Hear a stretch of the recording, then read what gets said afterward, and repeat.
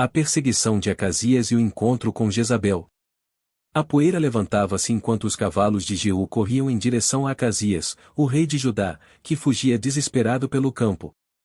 O som dos cascos ressoava como um trovão, anunciando que a justiça divina não poderia ser evitada. Acasias, sentindo o perigo se aproximar, chicoteava seu cavalo com todas as forças, mas sabia que o destino o alcançaria. Avancem! Não deixem ele escapar!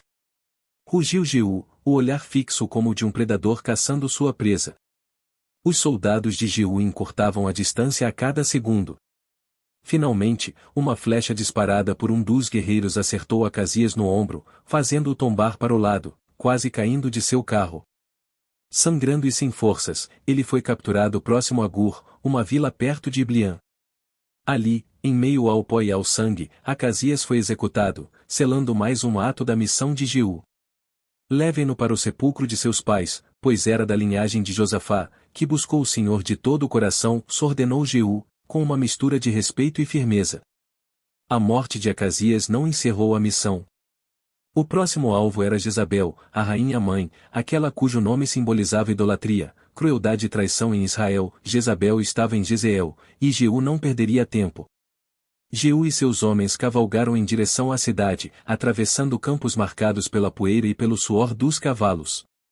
Quando chegaram aos portões de Jezreel, o som dos cascos ecoou pelas muralhas, e as sentinelas avisaram a chegada de Jeú. Dentro do palácio, Jezabel soube que Jeú estava às portas. Implacável até o último instante, ela decidiu enfrentar sua morte com dignidade e vaidade. Jezabel pintou os olhos com col, ajeitou os cabelos e adornou-se com vestes reais. Ela se postou junto a uma janela do palácio, olhando para baixo com um ar desafiador enquanto Jeú se aproximava. Quando Jeú atravessou os portões da cidade, Jezabel gritou, a voz ecoando com desprezo. Vieste em paz, Zimri, assassino de seu senhor? Ela comparava Jeú a Zimri, um homem que assassinara o rei antes dele e teve um reinado efêmera.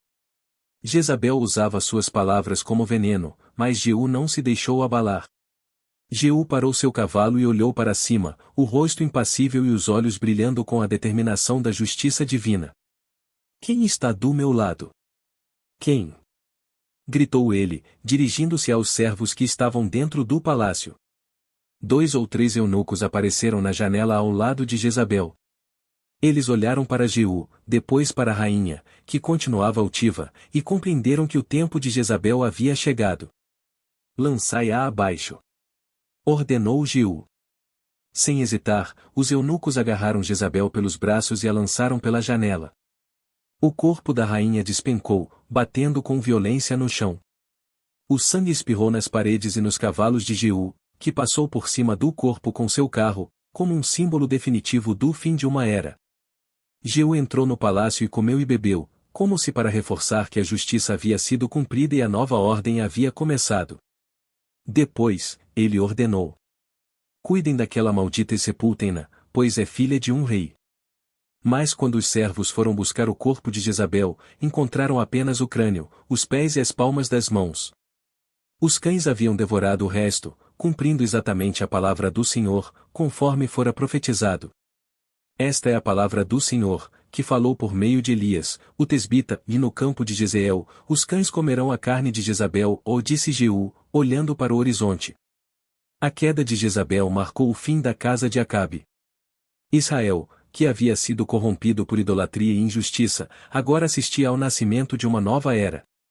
Jeú, ungido por Deus, estava determinado a cumprir cada parte da missão divina.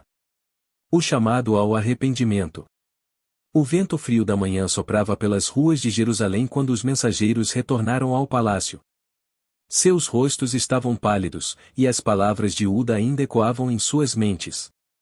O rei Josias aguardava, com as mãos cruzadas e o olhar distante, como alguém preso entre a esperança e o temor. Shafan, o escriba, aproximou-se lentamente. Majestade, trazemos a palavra do Senhor através da profetisa Uda. Os olhos do rei se fixaram nos lábios do escriba, e o silêncio do salão parecia sufocante. Shafan respirou fundo antes de começar. O Senhor disse que o juízo virá sobre Judá.